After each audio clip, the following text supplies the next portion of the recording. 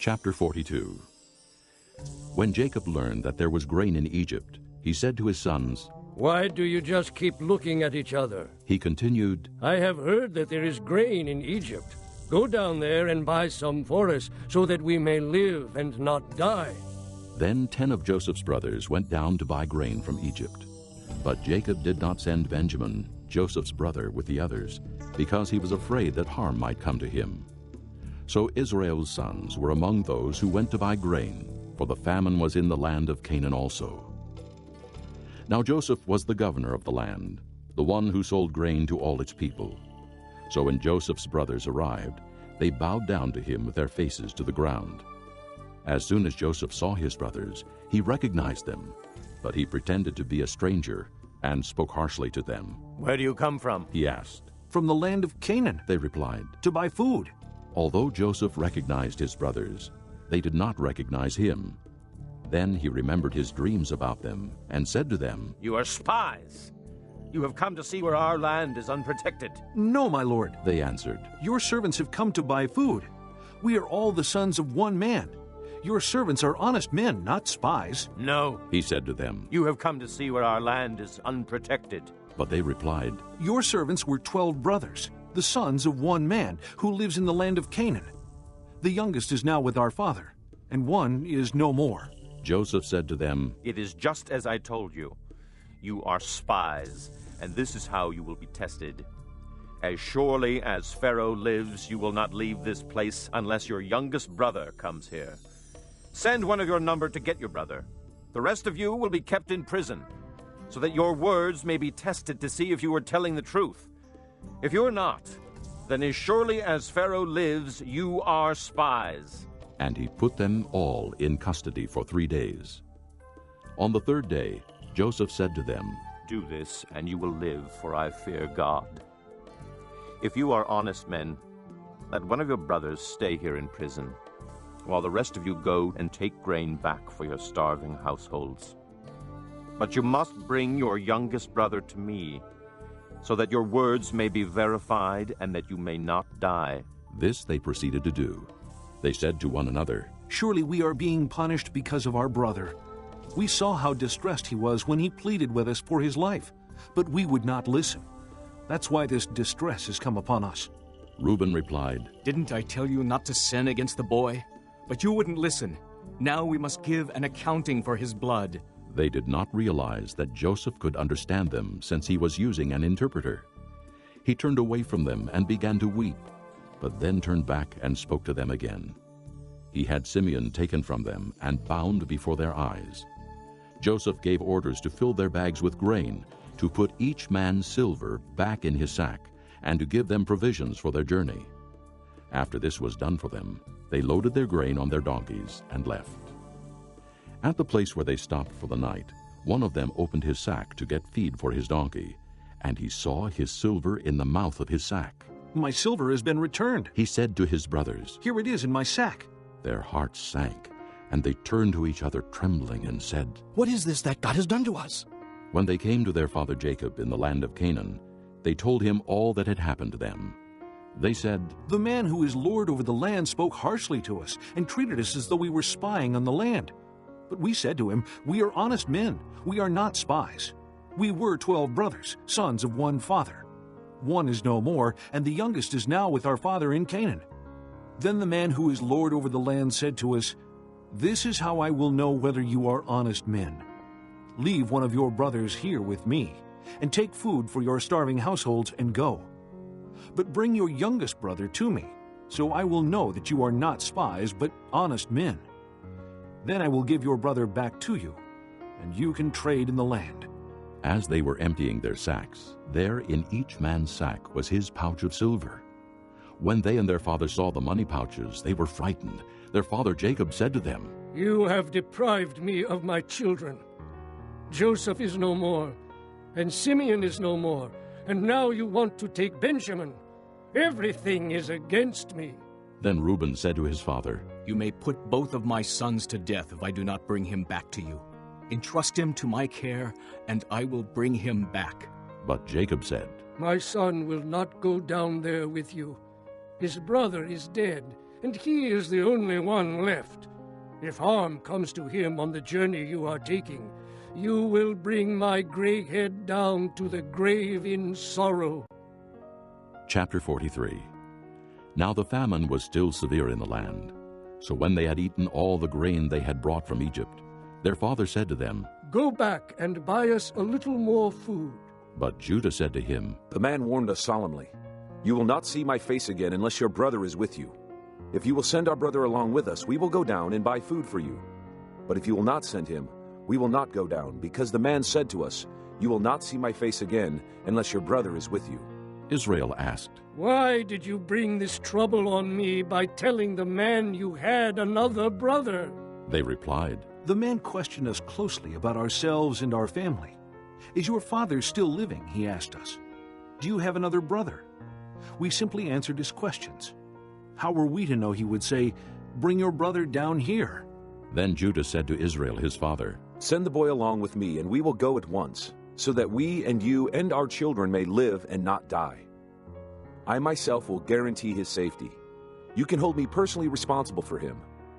If I do not bring him back to you and set him here before you, I will bear the blame before you all my life. As it is, if we had not delayed, we could have gone and returned twice." Then their father Israel said to them, "If it must be, then do this. Put some of the best products of the land in your bags and take them down to the man as a gift. A little balm and a little honey, some spices and myrrh, some pistachio nuts and almonds. Take double the amount of silver with you, for you must return the silver that was put back into the mouths of your sacks. Perhaps it was a mistake. Take your brother also, and go back to the man at once. And may God Almighty grant you mercy before the man, so that he will let your brother and Benjamin come back with you. As for me, if I am bereaved, I am bereaved."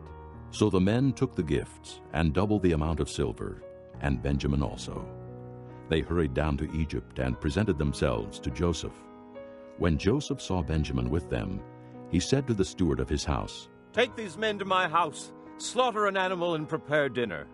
They're to eat with me at noon." The man did as Joseph told him, and took the men to Joseph's house. Now the men were frightened when they were taken to his house. They thought, "We were brought here because of the silver that was put back into our sacks the first time. He wants to attack us and overpower us and seize us as slaves and take our donkeys." So they went up to Joseph's steward and spoke to him at the entrance to the house. "Please, sir," They said, we came down here the first time to buy food. But at the place where we stopped for the night, we opened our sacks, and each of us found his silver, the exact weight, in the mouth of his sack. So we have brought it back with us. We have also brought additional silver with us to buy food. We don't know who put our silver in our sacks." "It's all right," he said. "Don't be afraid. Your God, the God of your father, has given you treasure in your sacks. I received your silver." Then he brought Simeon out to them. The steward took the men into Joseph's house, gave them water to wash their feet, and provided fodder for their donkeys. They prepared their gifts for Joseph's arrival at noon, because they had heard that they were to eat there. When Joseph came home, they presented to him the gifts they had brought into the house, and they bowed down before him to the ground. He asked them how they were, and then he said, "How is your aged father you told me about? Is he still living?" They replied, "Your servant our father is still alive and well." and they bowed low to pay him honor. As he looked about and saw his brother Benjamin, his own mother's son, he asked, "Is this your youngest brother, the one you told me about?" And he said, "God be gracious to you, my son." Deeply moved at the sight of his brother, Joseph hurried out and looked for a place to weep. He went into his private room and wept there. After he had washed his face, he came out and, controlling himself, said, "Serve the food." They served him by himself, the brothers by themselves, and the Egyptians who ate with him by themselves, because Egyptians could not eat with Hebrews, for that is detestable to Egyptians. The men had been seated before him in the order of their ages, from the firstborn to the youngest, and they looked at each other in astonishment. When portions were served to them from Joseph's table, Benjamin's portion was 5 times as much as anyone else's, so they feasted and drank freely with him. Chapter 44. Now Joseph gave these instructions to the steward of his house. Fill the men's sacks with as much food as they can carry, and put each man's silver in the mouth of his sack. Then put my cup, the silver one, in the mouth of the youngest one's sack, along with the silver for his grain. And he did as Joseph said. As morning dawned, the men were sent on their way with their donkeys.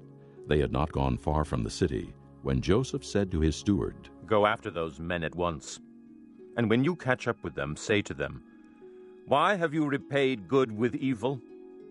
Isn't this the cup my master drinks from and also uses for divination? This is a wicked thing you have done.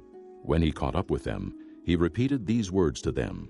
But they said to him, Why does my Lord say such things? Far be it from your servants to do anything like that. We even brought back to you from the land of Canaan the silver we found inside the mouths of our sacks. So why would we steal silver or gold from your master's house? If any of your servants is found to have it, he will die, and the rest of us will become my lord's slaves. Very well then, he said. Let it be as you say. Whoever is found to have it will become my slave. The rest of you will be free from blame. Each of them quickly lowered his sack to the ground and opened it. Then the steward proceeded to search, beginning with the oldest and ending with the youngest. And the cup was found in Benjamin's sack. At this they tore their clothes. Then they all loaded their donkeys and returned to the city. Joseph was still in the house when Judah and his brothers came in, and they threw themselves to the ground before him. Joseph said to them, What is this you have done? Don't you know that a man like me can find things out by divination? What can we say to my lord? Judah replied, What can we say? How can we prove our innocence? God has uncovered your servant's guilt. We are now my lord's slaves, we ourselves and the one who was found to have the cup. But Joseph said, Far be it from me to do such a thing. Only the man who was found to have the cup will become my slave. The rest of you, go back to your father in peace. Then Judah went up to him and said, Please, my lord, let your servant speak a word to my lord. Do not be angry with your servant, though you are equal to Pharaoh himself. My lord asked his servants, Do you have a father or a brother? And we answered, We have an aged father, and there is a young son born to him in his old age. His brother is dead, and he is the only one of his mother's sons left, and his father loves him. Then you said to your servants, Bring him down to me so I can see him for myself. And we said to my lord, The boy cannot leave his father. If he leaves him, his father will die.